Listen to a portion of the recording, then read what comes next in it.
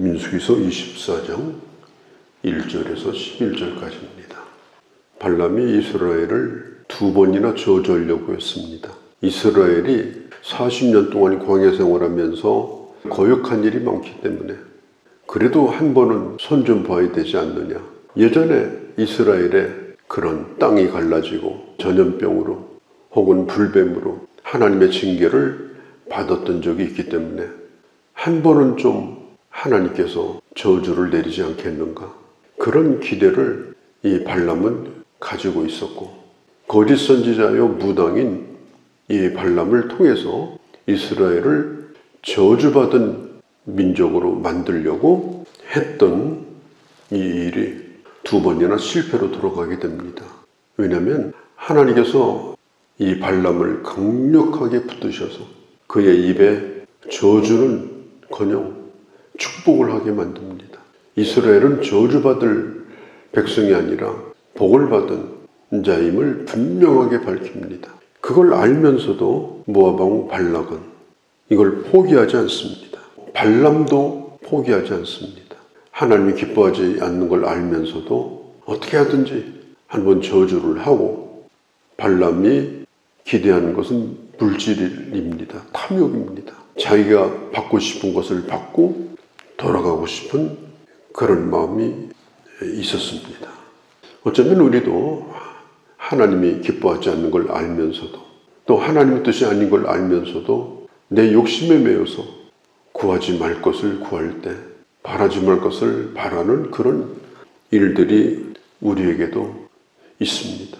그런 면에서 어쩌면 이 발람은 우리들의 자화상이 아닌가, 그런 생각을 해보게 됩니다. 모압의 발락 왕은 포기하지 않고 3번째 시도를 합니다. 이스라엘 진영에서 가까운 부올산으로 발람을 데리고 올라갑니다. 3번째 시도를 합니다.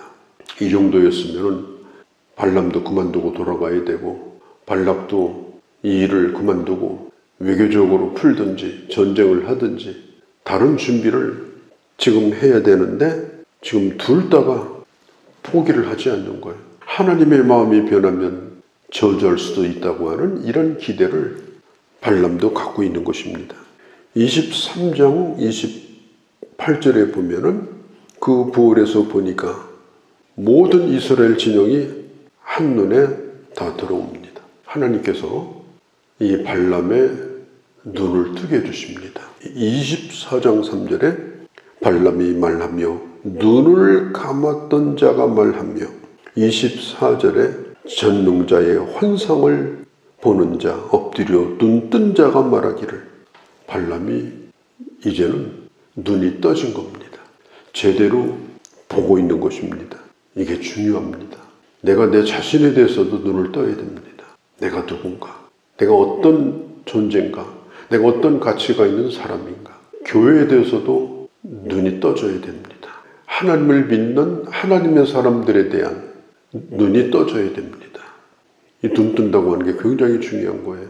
아이들이 이 세상에 태어나면 눈을 감고 태어납니다. 그러다가 눈을 뜹니다. 눈을 뜬 채로도 그냥 떠 있는 거지 아무것도 보지 못합니다. 그러다가 점점 눈에 가린 것이 거치면서 세상을 보기 시작합니다. 어머니를 알아보고 아버지를 알아봅니다. 인생이라고 하는 것은 끊임없이 눈을 뜨는 과정입니다. 새로운 곳에 눈을 뜹니다. 새로운 것을 볼 수 있는 그런 시각이 끊임없이 변화됩니다. 잘못된 것에 눈을 떠가지고 인생 망치는 사람이 얼마나 많습니까? 모르고 살았는데 나쁜 것에 눈을 떠서 깊이 수렁에 빠지고 결국은 거기로부터 눈을 떼지 못하고 망하는 사람도 있습니다. 정말 가치 있고 귀한 것에 눈을 떠서 그 인생이 완전히 달라지는 사람도 있습니다. 발람은 이제는 눈을 뜬 자가 되었습니다. 눈을 감았던 자가 말하되 이제는 엎드려서 눈 뜬 자가 말하기를, 하나님께서 눈을 뜨게 해주시니까 이스라엘 백성들을 하나님의 시각을 가지고 바르게 바라보는 그런 새로운 시각을 갖게 됩니다. 그게 바로 3절 이후의 말씀입니다. 발람은 저 모압들의 아주 질서정연하게 진을 치고 있는 이스라엘의 진영을 보면서 그 아름다움에 감탄합니다. 5절에 야곱이여 내 장막들이 이스라엘이여 내 거처들이 어찌 그리 아름다운고 감탄을 해요. 지금 이 발람은 눈에 보이는 현실 너머를 보고 있는 겁니다. 눈에 보이는 사실 너머를 보고 있는 겁니다. 비록 지금 이스라엘 백성들이 40년 동안 끌고 다닌 텐트니까 보나마나죠. 물이 풍족해서 무슨 매일 목욕을 하고 살았겠습니까? 신도 헤어지지 않고 옷도 헤어지지 않았다고 했지만 그 옷이 새 옷이겠습니까? 한 나라다 이렇게 부르기도 모자란 그들입니다. 그런데 발람이 얘기합니다. 어찌 그리 아름다운가? 아름다운 하나님의 백성, 하나님의 나라, 들스와 같은 힘으로 적국을 끊어버리고 뼈를 꺾어버리고 그 어떤 것도 꿰뚫을 수 있는 그런 강력한 힘을 가진 자다. 마치 사자와도 같다. 지금 이 모압 평지는 광야입니다. 아직도 광야지만 발람이 바라볼 때 마치 하나님의 품에 안겨있는 것 같은 그런 느낌. 하나님이 보호하시고 하나님이 지켜주시는 그런 어머니 품과 같은 그런 모습으로 보였습니다. 아주 질서정연합니다. 보기에 참으로 아름답습니다. 자기 자신에 비해서는 이스라엘이 얼마나 아름다운가, 얼마나 축복받은 백성인가, 이것을 발람이 새롭게 보고 있는 거예요. 본다고 하는 것이 굉장히 중요합니다. 모든 걸 세속적으로 보게 되면 겉으로만 봐요. 얼마나 가졌냐, 평수가 뭐냐, 무슨 차를 몰고 다니냐, 그 사람이 가지고 있는 지위가 뭐냐, 이런 것만 봐요. 그런 것만 보고 그 사람을 평가해요. 그게 사람들이 살아가는 모습이에요. 그래서 자기 이익을 챙겨줄 곳에 여기 붙었다, 저기 붙었다, 그렇게 살고 있는 것이 현실입니다. 발람도 처음에는 이스라엘은 저주해도 될 만한 별거 아닌 자들이라고 생각했어요. 우습게 생각했어요. 그런데 갈수록 어떤 결론에 도달하느냐, 이스라엘은 복받은 자다. 눈에 보이는 것만 봐서는 안 된다. 참으로 아름다운 그런 하나님의 백성들이다. 사도 바울이 고린도서 4장에 보면 이런 얘기를 합니다. 7절에 이 보배를 질그릇에 가졌다. 우리는 질그릇과 같은 존재입니다. 그런데 내 안에 예수 그리스도라는 보배가 있습니다. 우리의 육체가 이제는 예수의 생명을 나타내고자 한다. 우리가 육체적으로 볼 때는 그야말로 질그릇과 같아요. 고려청자도 아니고 조선 백자도 아닙니다. 질그릇이에요. 써먹을 때까지 써먹고 깨져도 미련 없는 그릇. 그런데 거기에 보배가 있어요. 그래서 성경은 말합니다. 우리의 육체가 예수의 생명을 나타내려고 한다. 우리가 연약함을 가지고 있지만 어떤 때는 병들고 어떤 때는 깨지고 그럴지라도 내 안에 계신 예수 그리스도가 드러나는 겁니다. 그래서 고린도후서 7장으로 쭉 넘어가 보면 계속해서 사도 바울이 고백합니다. 나는 썩이는 자 같으나 참되다. 나는 무명한 자 같지만 나는 유명한 자다. 나는 죽은 자 같지만 나는 살아있는 자다. 내가 징계를 받아서 지금 멸망당하는 것 같지만 나는 결코 죽지 않는다. 늘 하나님의 교회와 하나님의 나라를 위해서 근심하는 자 같지만 나는 항상 기뻐하고 있다. 나는 아무것도 없이 가난한 자 같지만 사실은 부유한 자다. 오히려 가난한 자를 채워주는 자다. 그러면서 이렇게 결론을 내립니다. 나는 모든 것을 가진 자다. 우리는 내 자신이 어떤 존재냐, 자기를 보는 눈이 떠져야 돼요. 그리고 나와 다른 형제를 보는 눈도 떠져야 됩니다. 그가 보기에는 정말 초라할지라도 천막 가운데 거하는 광야에서 40년을 돌아다닌 그야말로 그을릴 대로 그을리고 보잘것없는 그런 무리일지라도 하나님의 시각을 가지고 그들을 봐야 돼요. 그래서 거짓 선지자 발람도 눈이 떠지니까 말합니다. 어찌 그리 아름다운고. 우리는 나 자신에 대해서도 그렇고 다른 형제에 대해서도 우리가 그런 시각으로 내가 하나님의 복을 받은 자임을 우리는 선포하고 믿어야 되는 것입니다. 하나님께서 이 발람의 입을 막아서 결국은 저주를 못하게 하셨습니다. 민수기는 군대 훈련소입니다. 40년 동안 그 백성들을 훈련시키는 훈련소가 민수기예요. 저는 훈련소 들어갔을 때 모든 게 다 걸레예요. 군복도 다 걸레고 뭐 제대로 된 게 없어요.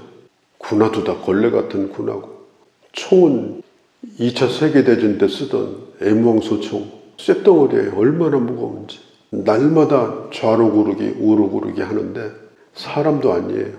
훈련 받을 때는 그런 겁니다. 계급장도 없어요. 그렇게 하다가 훈련 받고서 새 군복을 지급받아가지고 비록 작대기 안 하지만 계급장을 탁 달고 나올 때는 그때는 진짜 군인이 되는 거예요. 지금 이스라엘 백성들은 훈련 중에 있습니다. 우리도 이 세상에서 지금 훈련을 받고 있습니다. 힘든 일이 많습니다. 이해가 안 되는 일도 많습니다. 겉으로 볼 때는 정말 한없이 초라하기 그지없을 때도 많습니다. 그러나 우리는 그렇게 끝나는 자가 아니라 이 모든 과정을 다 끝나면 우리를 그럴듯한 정말 복받은 누가 보더라도 아름다운 하나님의 사람으로 나를 인정해 주신다. 이걸 세상 사람들은 몰라요. 그러나 우리는 알고 있기 때문에 어떤 환경 가운데 있다 할지라도 우리는 우리 스스로를 초라하게 생각한다든지 내 자신을 스스로 학대한다든지 이러면 안 됩니다. 날마다 주님과 함께 광야길을 걸어가는 거예요. 주님이 보실 때는 우리는 복을 받은 자고 가장 귀한 자입니다. 아직도 텐트 가운데 있습니다. 그러나 7절에 보면은 물에 심긴 나무같이 무성하고 권세와 위엄이 마치 왕보다도 강하다. 이제 훈련이 다 끝나고 가나안 땅에 들어갈 마지막 지금 정비를 하고 있는 그 백성들의 모습이 그렇다고 말입니다. 애굽에서 건져내서 초원의 들소같이 힘있게 하시고 이스라엘의 화살은 8절에 모든 걸 꿰뚫을 수가 있고 이스라엘이 지금 진을 치고 있는 모습을 보니까 마치 초원에 당당히 앉아있는 숫사자와 같고 9절 이후는 아브라함의 복이 성취되어지는 너를 저주하는 자를 내가 저주하고 너에게 복을 비는 자를 내가 복을 줄 것이다. 복의 근원으로 또 세상을 축복할 자로 하나님께서 세워주시는 그 백성이 바로 이스라엘 백성이다. 선포를 하니까 모압 왕 발락이 어쩔 줄을 모르면서 그냥 펄펄 뛰면서 손뼉을 치면서 그냥 미친듯이 소리를 지르고 화를 냅니다. 인내가 바닥이 났습니다. 발락이 말합니다. 그대에게 내가 줄 것은 없다. 그냥 돌아가라. 그때 12절 13절을 보면은 발람이 얘기해요. 뭘 주더라도 안 맞고 가겠다. 우리는 눈을 떠야 됩니다. 세상 사람들이 말하는 말에 쏘가서는 안 됩니다. 이 세상은 예수 믿는 신자를 크게 여기지 않습니다. 교회를 대단하다고 생각하지 않습니다.